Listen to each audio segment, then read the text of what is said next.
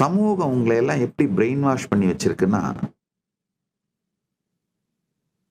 சுய சந்தேகம், சுய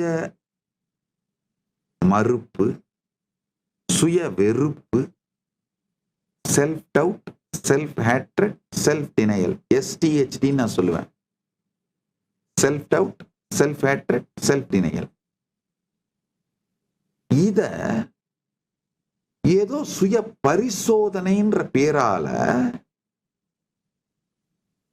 ரொம்ப ஒரு புத்திசாலித்தனமான புத்திசாலித்தனன்றது சரியான வார்த்தை, கன்னிங்கான குள்ளநரித்தனமா உங்களை மூளைச்சலவை செய்து உங்களை நம்ப வச்சுட்டு அந்த மாதிரி உள்ளுக்குள்ள போராடி கொண்டு உழன்று கொண்டு இருப்பதைத்தான் ஒரு நல்ல மனிதன் நீங்க நம்ப ஆரம்பிச்சிட்டீங்க.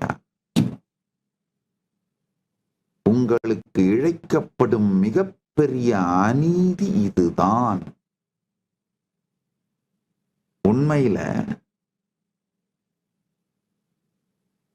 இந்த STHD அந்த சைக்கிள்ல விஷய சர்க்கிள்ல மாட்டினவன்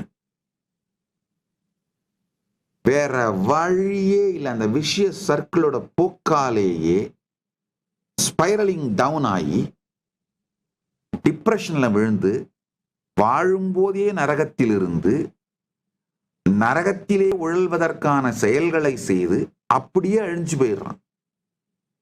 உண்மையிலங்கய்யா, தன்னை வியத்தல் அகங்காரம் கிடையாது.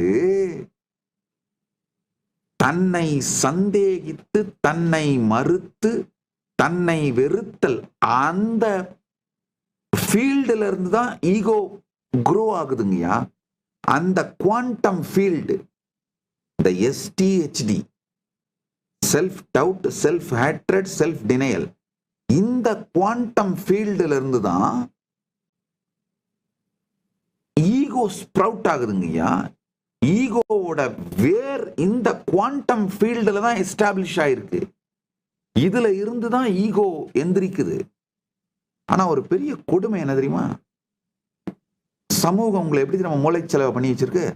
தன்னை வியத்தல் ஈகோன்னு கிடையாது.